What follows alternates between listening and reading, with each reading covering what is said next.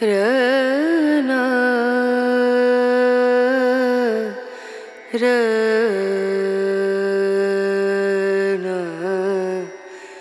रनु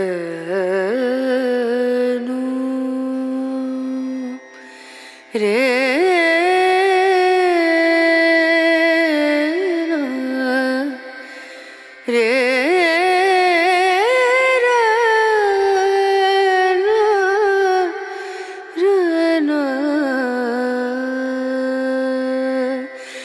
नजरिया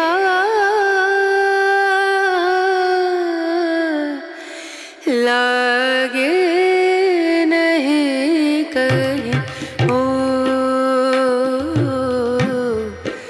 नजरिया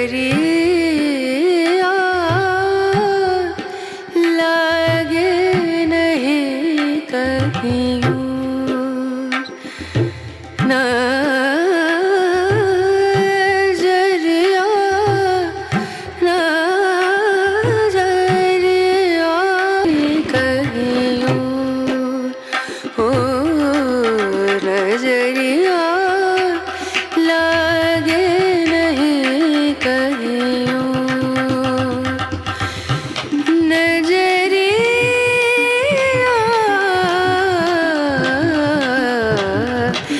लागे नहीं कहीं लागे नहीं कहीं लागे नहीं कहीं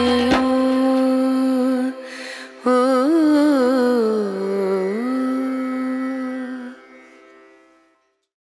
నమస్కారం సువర్ణ మీడియాకు స్వాగతం. రాష్ట్రంలో దేశంలోనే కాదు ప్రపంచంలోనే అత్యంత శక్తివంతమైన ఒక అమ్మవారి ఆలయానికి మనం ఇవాళ వచ్చేసాం. అదే వరంగల్ భద్రకాళి ఆలయం. ప్రపంచంలోనే అంత శక్తివంతమైనదని ఎందుకు చెప్తున్నానో తెలుసా? మీకు కోహినూర్ వజ్రం గురించి తెలుసా? కోహినూర్ వజ్రం తెలియని వారు ఉండరు. ప్రపంచ ప్రఖ్యాతిగాంచిన కోహినూర్ వజ్రానికి ఇక్కడి అమ్మవారి ఆలయానికి ఒక సంబంధం ఉంది. అదేంటో నేను మీకు ఈ వీడియోలో ఎక్స్ప్లెయిన్ చేస్తాను ఖచ్చితంగా. అయితే ముందు వెళ్ళి అమ్మవారి దర్శనం చేసుకుందాం, ఆలయ ప్రాంగణం చూస్తాం. ఎంతో అద్భుతమైన ఎంతో శక్తివంతమైన జీవకళ ఉట్టిపడే ఒక ప్రదేశం ఇది. ఇక్కడికి ఖచ్చితంగా ప్రతి తెలంగాణ వాళ్ళైతే ఖచ్చితంగా వస్తుంటారు. వివిధ రాష్ట్రాల నుంచి వివిధ దేశాల నుంచి కూడా పర్యాటకులు వచ్చినప్పుడు ఖచ్చితంగా ఈ ఆలయాన్ని సందర్శిస్తూ ఉంటారు. సో అలాంటి అద్భుతమైన ఆలయాన్ని మనం కూడా చూసేయాలి కదా, ముందెళ్ళి చూసేద్దాం.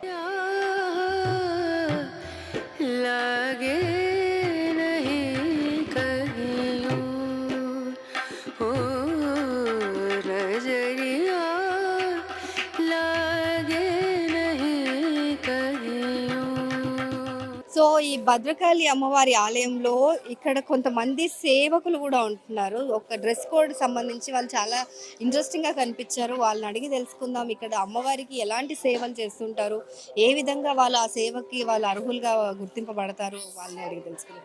నమస్తే అండి. నమస్తే అండి. పేరు సునీత అండి. సునీత గారు, సో మీరందరూ ఒక టీమా? అవునండి. సో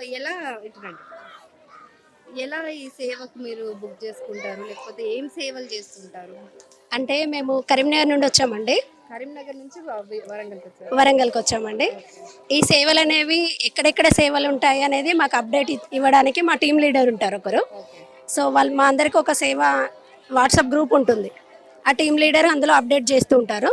ఎవరికి ఏ సేవ వీలవుతుందో అప్పుడు మేము ఇంతమంది వెళ్తామని చెప్పేసి సేవ బుక్ చేసుకుంటాం. ఇది స్వచ్ఛందంగానేనా? స్వచ్ఛందంగా అండి.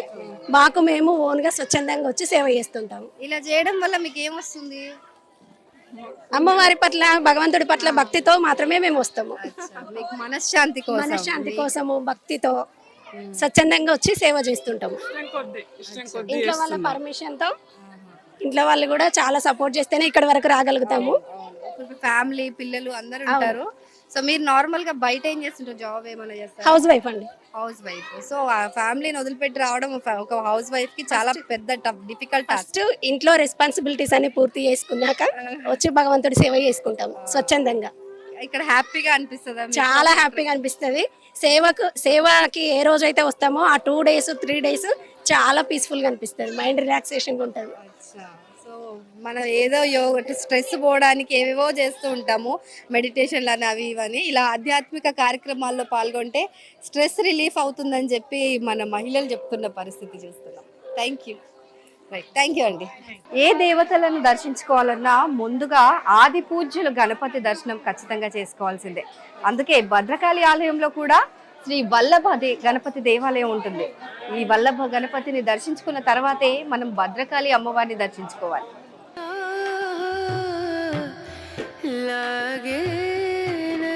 ఇప్పుడు మనం సరిగ్గా అమ్మవారి గర్భగుడికి ఎదురుగా ఉన్నాము. అమ్మవారి గర్భగుడికి ఎదురుగా ఒక యాగశాల ఉంది, వెనకాల ఒక యాగశాల ఉంది. ప్రాంగణం మొత్తం కూడా ఆధ్యాత్మికత వెల్లివిరుస్తూ ఉంటుంది. లక్షలాది మంది రోజు వచ్చి ఇక్కడ దర్శనాలు చేసుకుంటూనే ఉంటారు. అమ్మవారికి శుక్రవారం రోజు మరీ ఎక్కువ రద్దీ ఉంటుంది. అయినప్పటికీ కూడా అమ్మవారిని కేవలం దర్శించుకుంటేనే ఎంతో పుణ్యఫలం లభిస్తుందని చెప్పి భావించేవారు ఎంతోమంది. అందుకే ఆమెను దర్శించుకోవడానికి ఎక్కడెక్కడి నుంచో ప్రజలు తరలి వస్తుంటారు తండోపతండాలుగా. ఏ ఆలయంలో అయినా మూల విరాట్కు ఎదురుగా ముందుగా మనం దర్శించుకోవాల్సింది ధ్వజస్తంభాన్ని. డైరెక్ట్గా మనం మూల విరాట్ని కానీ గర్భగుడిలో ఉన్న అమ్మవారి మూర్తిని చూడకుండా ముందుగా ఈ ప్రొటెక్షన్ లాగా ఈ ధ్వజస్తంభం ఉంటుంది. ఏ ఆలయంలో అయినా భద్రకాళి ఆలయంలో ఈ ధ్వజస్తంభం ఇక్కడ ఉందన్నమాట. సో సరిగ్గా మనం అమ్మవారికి ఎదురుగా ఉన్నామని తెలియడానికి చాలా మంది జనాలు తండోపతండాలుగా వస్తున్నప్పటికీ కూడా మనకి ఇక్కడ అమ్మవారికి ఎదురుగా మనం ఉన్నామని తెలియజేయడానికి ఈ ధ్వజస్తంభం ముందుగా మనకు దర్శించుకోవాలి. ఆ అనంత శక్తివంతమైన అమ్మవారిని దర్శించుకోవడానికి వెళ్ళే ముందు మనకి కుడివైపున అమ్మవారి స్నపన మండపం ఒకటి కనిపిస్తుంది. ఇక్కడ అమ్మవారికి అభిషేకాలు, నిత్య కృత్యాలన్నీ కూడా ఇక్కడ జరుగుతుంటాయి అన్నమాట. ప్రధాన గర్భగుడిలో జరిగేవి జరుగుతున్నప్పటికీ కూడా ఇక్కడ కూడా ఒక అమ్మవారి స్నపన మండపం అంటే ఒక రిప్లికా లాగా ఒకటి ఏర్పాటు చేశారు. సో ఇక్కడ ఇది ఉంటుంది. మరి ఎడమ వైపు శివాలయం, ఆంజనేయ స్వామి ఆలయం, అలాగే సుబ్రహ్మణ్య స్వామి ఆలయాలు ఉప ఆలయాలుగా ఈ ఆలయంలో కనిపిస్తూ ఉన్నాయి. సో ఇందాక మనం చెప్పుకున్నట్టుగా ఈ భద్రకాళి ఆలయ అభివృద్ధిలో భాగంగా ఎంతో మంది వ్యాపారస్తులు వాళ్ళ సొంత ఖర్చుతో ఈ ఆలయాన్ని అభివృద్ధి చేస్తూ వస్తున్నారు.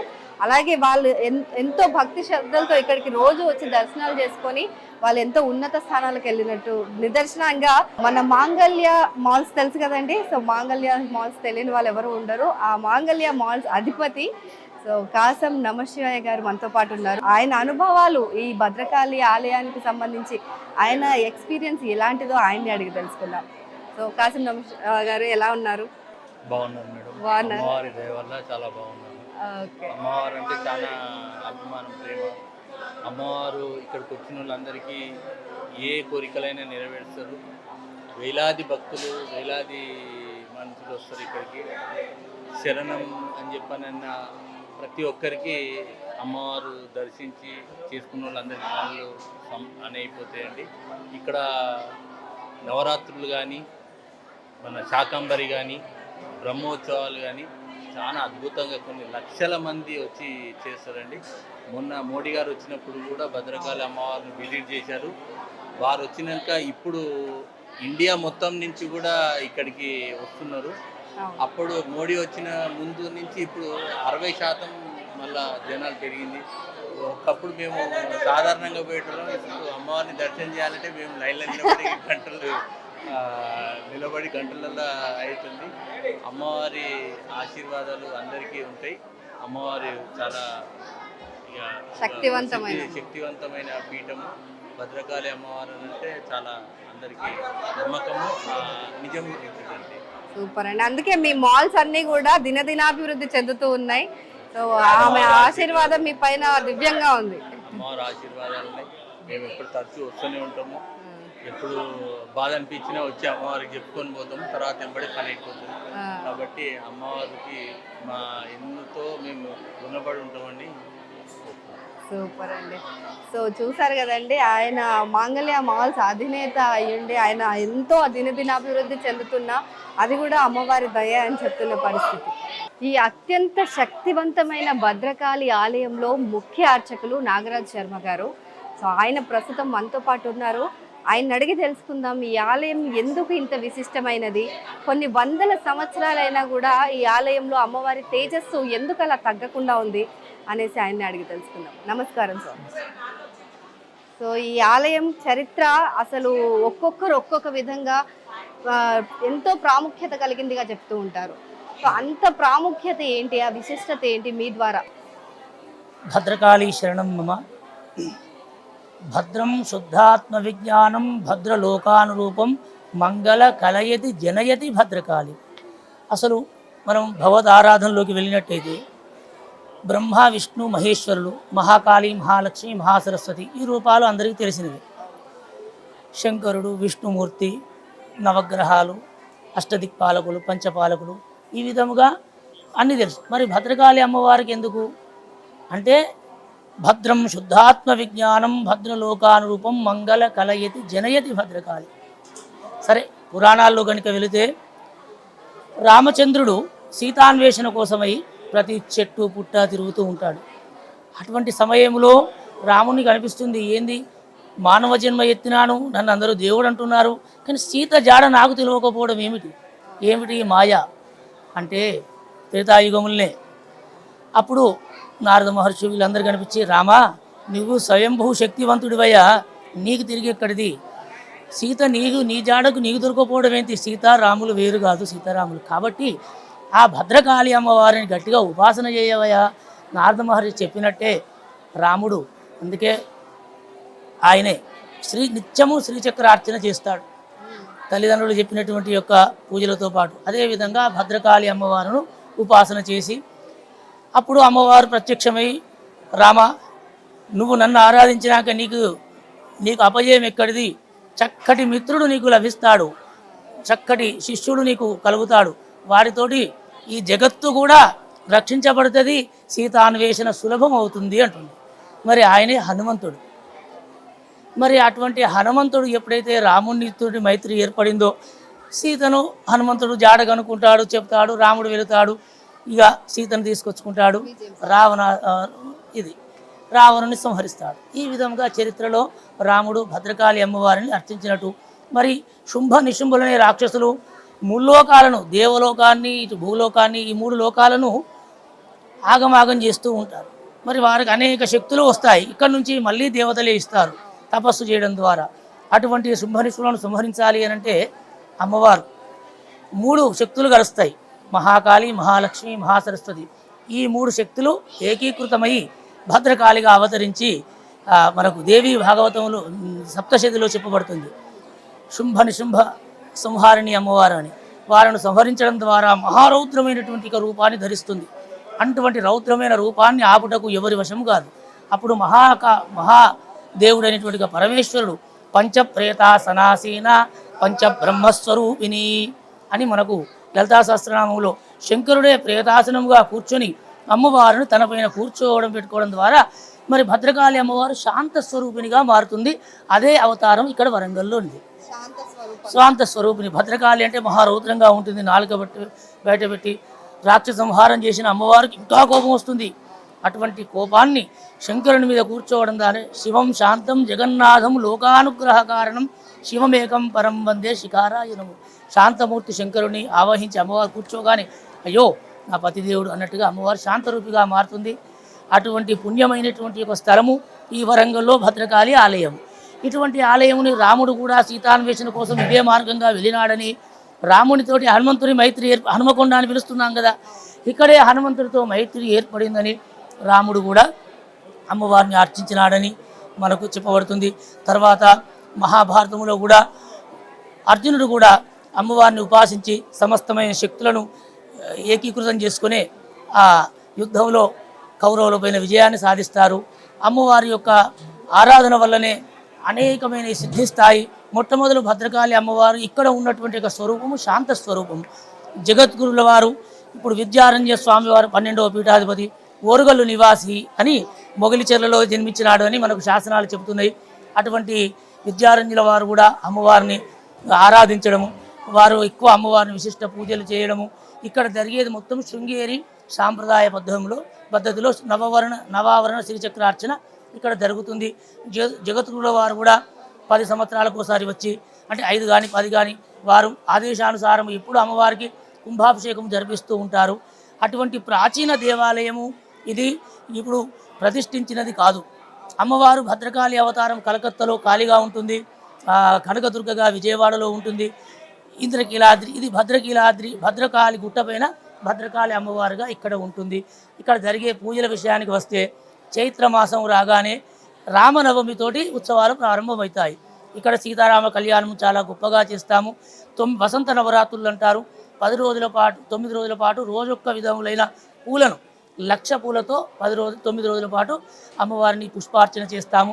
ఇది వసంత ఋతువులో చైత్రమాసం నుంచి శ్రీరామనవమి వరకు. తర్వాత వచ్చేది వైశాఖ మాసంలో బ్రహ్మోత్సవాలు. వైశాఖ ఎందుకంటే ఆదిశంకరాచార్యుల వారు మొన్ననే ముగిసినాయి. జన్మించిన నేల శంకరుడు ధర్మ సామ్రాడు, ఆయన జగద్గురువు 4 ఆమ్నాయ పీఠములను స్థాపించి ఎప్పుడైనా ఈ భారతదేశంలో సనాతన ధర్మానికి ముప్పు రావచ్చు. ఇప్పుడు వింటూనే ఉన్నావు సనాతన ధర్మం ఎక్కడిదని. సనాతన ధర్మాన్ని ఏ రోజైనా భంగం కలుగుతుందని జగద్గురుల వారు ఆనాడే ఈ దేశ రక్షణ కోసము ఇటు దక్షిణాదిన శృంగేరి పీఠము, ఇట్లా బదరి 4 పీఠములను స్థాపించి 4 ఆమ్నాయ పీఠములను స్థాపించి 4 వైపులా 4 జగద్గురువులు ఈ భారతదేశాన్ని కాపాడుతూ వస్తున్నారు. అదే నడుస్తుంది. అదే పద్ధతిగా బ్రహ్మోత్సవాలు ఇక్కడ నిర్వర్తిస్తాము. ఆదిశంకరాచార్యుల వారు పుట్టినరోజే భద్రకాళి అమ్మవారి యొక్క కళ్యాణాన్ని భద్రేశ్వరుని తనే చేయమని చెప్పినాడని శాసనానుసారంగా ఇక్కడ చాలా గొప్పగా బ్రహ్మోత్సవాలలో శ్రీ కళ్యాణ బ్రహ్మోత్సవాలను పిలుస్తాము. మొన్ననే 10 రోజుల పాటు జరుగుతాయి. శంకర జయంతి నాడు కళ్యాణం జరుగుతుంది. ఇక వైశాఖ మాసం, ఇక జ్యేష్ఠ మాసం అయిన తర్వాత ఆషాఢ మాసంలో శాకాంబరి నవరాత్రులని కరువు కాటకాలు తొలగిపోవాలి, సమృద్ధిగా పంటలు పండాలి, చాలా బాగా జరుగుతుంది. అది కూడా శృంగేరి సాంప్రదాయం నుంచే వచ్చినది. అది కూడా ఇక్కడ అనేక ఆకుకూరలు కూరగాయలను మాలలుగా కుచ్చి అమ్మవారికి అర్పించి మనం ప్రకృతిలో ఏవైతే పూస్తున్నాయో కాయలు పండ్లను పూలు అంటే పుష్పార్చన ఇప్పుడు మనం మన ఉగాది నాడు చేసినాము. ఉగాది తర్వాత వైశాఖ మాసంలో అమ్మవారికి పండ్లతోటి పూలతోటి మళ్ళీ చేస్తాము. శాకాంబరి వచ్చే వారికి మాత్రము ఆషాఢంలో కేవలం ఆకుకూరలు కూరగాయలతో అమ్మవారిని అర్చిస్తాము. ఈ విధంగా తర్వాత వచ్చేది శ్రావణ మాసము, సువాసినులందరూ పూజ చేస్తారు. ఇక వినాయక చవితి తర్వాత వచ్చేది ఆశ్వీజ మాసం, దేవి నవరాత్రులు అంటారు. శరద్ నవరాత్రులు లోకమంతా కూడా బ్రహ్మాండంగా జరుగుతాయి. వాటినే దసరా నవరాత్రులు అంటారు, శరన్నవరాత్రులు అంటారు. తర్వాత మాఘమాసంలో గుప్త నవరాత్రులు అని చేస్తారు. ఈ విధంగా సంవత్సరానికి 4 నిత్యం సంవత్సరం పొడవునా ఏదో ఒక వైభవం జరుగుతూనే ఉంటుంది ఇక్కడ. సూపర్. అలాగే స్వామి ఇక్కడ ప్రతి ఆలయంలో కూడా ఒక్కొక్క ఆలయంలో ఒక్కొక్క విధంగా విధి విధానాలు ఉంటాయి. కానీ ఇక్కడ చూసుకున్నట్టయితే ఇక్కడ అమ్మవారి ఆలయంలోకి ఎంటర్ అవ్వగానే గర్భగుడి దగ్గరికి రాగానే ఆ కుంకుమ పరిమళం అత్యంత అద్భుతంగా వస్తుంటుంది. అలాగే కుంకుమ పెట్టే విధానంలో కూడా తేడా ఉంటుంది. సో అదేంటి ఆ విశిష్టత? అమ్మవారు శక్తి స్వరూపిణి. మరి శంకరుని దగ్గరికి పోతే మనం నామాలు పెట్టుకుంటాం, మహావిష్ణువుని పోతే ఊర్ధ్వపుండ్రం అని ధరిస్తాము. మరి అమ్మవారికి ఏ తిలకము అంటే శాక్తేయ తిలకము. అంటే అష్టమి చంద్ర విభ్రాజ దళికస్థల శోభిత ముఖ చంద్ర కలంకాభ మృగడాభి విశేషక. అమ్మవారు అన్నది అష్టమి నాడు చంద్రుడి వంక ఎలా ఉంటుందో అదే నా రూపంరా, నా తిలకము అని నుదుట అర్ధచంద్రాకారంలో తిలకాన్ని ధరింపజేస్తాము. అంటే వీరు అమ్మవారు భక్తులు, భద్రకాళి భక్తులు అని ఆ తిలకానికి ఒక ప్రత్యేకత ఉన్నది. శాక్తేయ తిలకం అంటారు, అది ధరిస్తాము.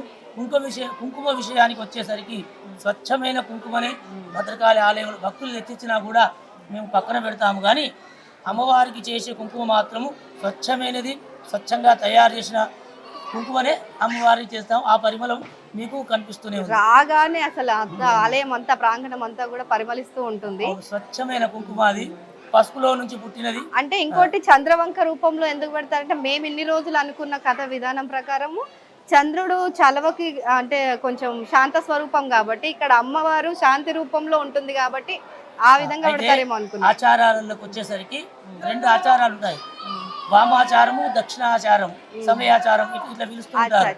వామాచారం అంటే బలులు ఇవ్వడము, నిమ్మకాయలు వేయడము, బలులు ఇవ్వడము, ఇవన్నీ. అది దక్షిణాచారం అంటే కేవలం శుద్ధమైన ఆకుకూరలు కూరగాయలు, బలి విషయానికి వస్తే గుమ్మడికాయలు, ఇంతవరకే అమ్మవారికి సమర్పిస్తాము. శాక్తీయ తిలకానికి వచ్చేసరికి అమ్మవారు చెప్తూనే ఉంది శాంతిస్తూ. మీరు అన్నట్టుగా ఇంతకుముందే చెప్పాము, అష్టమి చంద్ర విభ్రాజ దళికస్థల శోభిత అష్టమి నాడు చంద్రుని వలె అమ్మవారు కనిపిస్తుంది. అమ్మవారు పుట్టడం కూడా దుర్గాష్టమి నాడు పుట్టింది కాబట్టి అమ్మవారు శాంత స్వరూపిణి అని మీరు అన్నట్టుగా ఈ తిలకంలోని తాత్పర్యము. ఆ తిలకం పెట్టుకోవడం ద్వారా చంద్రుని లాంటి మనస్సు మనకు కలుగుతుంది. మనలో ఇంతకుముందే చెప్పాము భద్రం శుద్ధాత్మ విజ్ఞానం, మనలో ఉన్న అభద్రతా భావం తొలగిపోతుంది. ముందుగా మనం తెలుసుకోవాల్సింది ఏంటంటే భద్రకాళి అమ్మవారి యొక్క తాత్పర్యం ఏంటంటే భద్రతనివ్వడం. కోరిన కోరికలు తీర్చే కొంగు బంగారు తల్లి అని అమ్మవారు పిలుస్తారు. మొట్టమొదలు మనకు భద్రాన్ని కలుగజేస్తుంది, మంగళములను ఇస్తుంది, శ్రేయస్సునిస్తుంది. ఇవన్నీ ఉన్నాక సంపద దానంతటే వస్తుంది. పెళ్లి కాలేదు అని చింతిస్తే అమ్మవారి దగ్గర వచ్చి కుంకుమార్చ చేయడం ద్వారా కన్యలకు వివాహం అవుతుంది, విద్యార్థులకు విద్య వస్తుంది. అమ్మవారు దంపతులు ఏది కోరుకుంటే వారికి సంతానాన్ని, సౌభాగ్యాన్ని అన్నీ అందజేస్తుంది. ఆమె చక్కని తల్లి మనకు గట్టి నమ్మకాన్ని, భద్రతనిస్తుంది, భయాన్ని పోగొడుతుంది. మరొకటి స్వామి, అండ్ బయట ఎక్కడ పోయినా విగ్రహాలు రాతితో చేసినప్పుడు ఇంతటి జీవకళ ఉట్టిపడదు. కానీ అమ్మవారికి ప్రాణప్రతిష్ఠ చేసినప్పటి నుంచి ఇప్పటి వరకు కూడా ఏ ఒక్కనాడు ఆమె వైభవం తగ్గలేదు. ఎన్నో దాడులు, ఎన్నో దోపిడులు జరిగాయి ఆలయం పైన, అయినప్పటికీ కూడా ఈ కళ ఎలా చెక్కు చెదరకుండా ఉంది. అయితే మనం ఇక్కడ అమ్మవారిని చూడొచ్చు. మహమ్మదీయ దండయాత్రలో అన్ని ఆలయాలు భిన్నమైనవి. అలాగే భద్రకాళి అమ్మవారు కూడా తన వైభవాన్ని కోల్పోయింది. అయినా 1947 స్వతంత్రం రాగానే అంతకుముందు స్వయంభూగా ఉన్న అమ్మవారు ఒక శిల చూస్తే ఎలా ఉంటుందంటే ఒక బల్బం లాగా ఉంటుంది. అంటే మనం ఇట్లా ఇట్లా పట్టితే కరిగిపోతుందేమో అన్నట్టుగా ఉంటుంది, కానీ కరగదు. గట్టి శిల. అమ్మవారి యొక్క మనోహర స్వరూపం కూడా రోజు రోజుకు మీరన్నట్టు ఇక్కడ జరిగే విశిష్ట పూజల వల్ల భద్రకాళి శేషు గారు, పెద్దయ్య గారు, ఆయన ధర్మ సామ్రాటు, ఆగమ సామ్రాటు. అమ్మవారికి రోజు ఇంత భక్తుల తాకిడి పెరిగిందంటే వారి నాన్నగారు గణేష్ శాస్త్రి అని 111 సంవత్సరాలు జీవించి ఎటువంటి యొక్క రోగాలు లేకుండానే వైకుంఠ స్థానాన్ని పొందినటువంటి ఒక మహనీయులు మా గురుదేవులు వారు. మేము ఇప్పుడున్నటువంటి శేషు అయ్య గారు అని వారు నిరంతరం అమ్మవారికి జరిపే పూజలు ఇక్కడ ప్రత్యేకించి చెప్పాలంటే సాయంత్రం అనేకమైన హారతులు, నవావరణ శ్రీచక్రార్చన వైభవంగా జరుగుతుంది. సాయంత్రము తీర్థం, ప్రసాదము, భజన, హారతి గొప్పగా నిత్యం రోజు రోజుకు గొప్పగా జరుగుతుంది.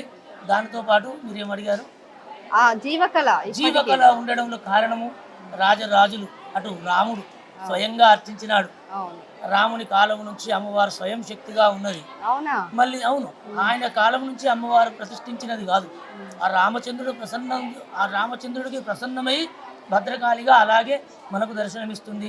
చాలా పురాతనమైనటువంటి మరి ఇక్కడ శృంగేరి జగద్గురువులు, పీఠాధిపతులు కూడా అమ్మవారిని కుంభాభిషేకానికి వచ్చి దర్శనం చేస్తున్నారు, అమ్మవారిని పూజిస్తున్నారంటే అమ్మవారి వైభవం మన వరంగల్ కన్నా, మన ప్రాంతం కన్నా కర్ణాటక, మహారాష్ట్ర ఆ వైపు నుంచి ఎక్కువ అమ్మవారిని బాగా తెలుసుకొని ఆరాధిస్తూ ఇప్పుడు అనేక రాష్ట్రాల నుంచి వస్తున్నారు. అమ్మవారి ఆలయం చిన్నగా అయిపోయింది. ఇప్పుడు భక్తులు పెరిగినారు. అటు నీళ్లు, ఇటు గుట్టలు, జాగలు లేక మాడవీధులని ఇప్పుడు నిర్మాణ దశలో ఉన్నాయి. మాడవీధులు కనుక అయితే ఈ అమ్మవారి ఎంతమంది వచ్చినా మన అమ్మవారి ఆలయంలో బ్రహ్మాండమైన దర్శనానికి మాడవీధులు అయితే ఏర్పడతాయి. థ్యాంక్ యూ సో మచ్ గురుగారు. చాలా చక్కగా వివరించారు. అసలు మాకు ఉన్న అనుమానాలు కానివ్వండి, మాకు ఉన్న ఈ క్యూరియాసిటీ మొత్తాన్ని నివృత్తి చేసినందుకు ధన్యవాదాలు. భద్రకాళి శరణం. అసలు చూడడానికి 2 కళ్ళు సరిపోవంటే అతిశయోక్తి కాదు. అయితే ఆ తర్వాత అమ్మవారికి అక్కడ మీరు గమనించారా, లోపల భక్తులు అమ్మవారికి వస్త్రాలు సమర్పిస్తున్నారు. అంటే చీరలు, రైకలు అవన్నీ కూడా సమర్పిస్తూ ఉన్నారు. అయితే అవన్నీ ఏం చేస్తారు మళ్ళీ అని అంటే, భక్తులు సమర్పించినవన్నీ కూడా సేకరించి ఆ తర్వాత వాటిని ఒక స్టాల్ లాగా ఇక్కడే బయట అమ్మవారి గర్భగుడి పక్కనే పెట్టి ఇతర భక్తులకు విక్రయిస్తుంటారు అనమాట. అమ్మవారి పాదాల దగ్గర పెట్టిన చీరలను అత్యంత భక్తి శ్రద్ధలతో భక్తులందరూ కూడా మళ్ళీ కొనుక్కుంటూ ఉంటారు. సో ఇక్కడ ఈ చీరలంతా కూడా ఒక స్టాల్ లానే కనిపిస్తుంది మనకి.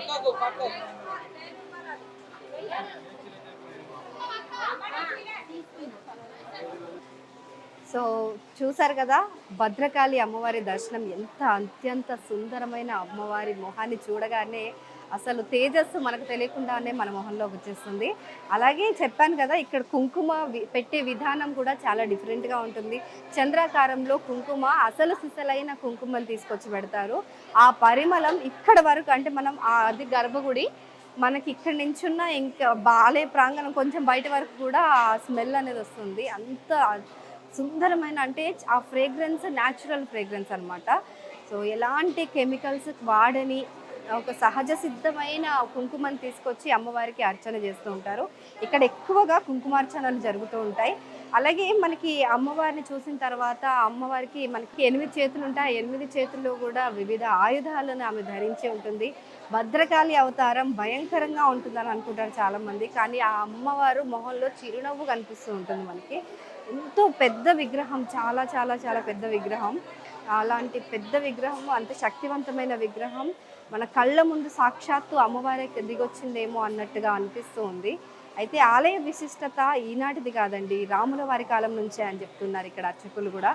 అలాగే మీకు చివరిలో ఈ వీడియోలో కోహినూర్ వజ్రానికి ఈ ఆలయానికి ఉన్న సంబంధం ఏంటో చెప్తానని చెప్పాను కదా, సో అది ఇప్పుడు మీకు నేను చెప్తాను. అయితే కోహినూర్ వజ్రానికి భద్రకాళి అమ్మవారి ఆలయానికి ఉన్న సంబంధం ఏంటో తెలుసా? ఈ కోహినూర్ వజ్రం ఏదైతే ఉందో, ఇప్పుడు మన ఇండియా నుంచి బ్రిటిష్ వారు తీసుకెళ్ళిపోయారు, ఎత్తుకెళ్ళిపోయారు అని చెప్పుకుంటుంటాం కదా, అత్యంత విలువైన శక్తివంతమైన వజ్రం అని చెప్తూ ఉంటారు. సో ఆ వజ్రం ఇక్కడ భద్రకాళి అమ్మవారి ఎడమ కన్నులో ఉండేదంట. సో ఇది సీక్రెట్. సో ఈ అమ్మవారి ఆలయానికి ఉన్న విశిష్టత అంత వైభవమైనదన్నమాట. అయితే ఆ తర్వాత కాలంలో అంటే ముందు మనకి చాళుక్య రాజు అయిన చాళుక్య వంశ రాజు రెండవ రాజు అయిన పులకేశి అనే ఆయన క్రీస్తు శకం 625లో ఇక్కడ ఈ ఆలయాన్ని నిర్మించాడు. అమ్మవారి ఎప్పటి నుంచో ఇక్కడ కొలువుదీరున్నప్పటికీ కూడా ఆలయాన్ని అధికారికంగా ఆయన నిర్మించారు. ఆ తర్వాత ఈ రాజ్యం అంతా కూడా కాకతీయుల వశమైపోయింది. అప్పుడు ఆ కాకతీయ రాజులు ఆ వజ్రాన్ని, అత్యంత సుందరమైన అత్యంత శక్తివంతమైన విలువైన వజ్రాన్ని అమ్మవారికి పొదిగి అలంకరించి పూజించేవారంట. వారు ఏ యుద్ధాలకు వెళ్ళినా సరే ఇక్కడ అమ్మవారికి పూజలు చేసి వెళ్తే ఖచ్చితంగా విజయం సాధించేవారంట. అందుకే కొన్ని వందల ఏళ్ల పాటు వాళ్ళు రాజ్యాన్ని ఏలిన పరిస్థితిని మనం చూసాం. సో ఈ కోహినూర్ వజ్రానికి అమ్మవారి ఆలయానికి ఉన్న ఈ అనుబంధం ఏంటో మీకు ఇప్పుడు అర్థమైపోయింది కదా. ఇవ్వండి భద్రకాళి అమ్మవారి ఆలయ విశేషాలు. ఆ భద్రకాళి అమ్మవారి ఆలయానికి రాగానే పాజిటివ్ ఎనర్జీ మనకు తెలియకుండానే మనలోకి ప్రవేశిస్తుంది.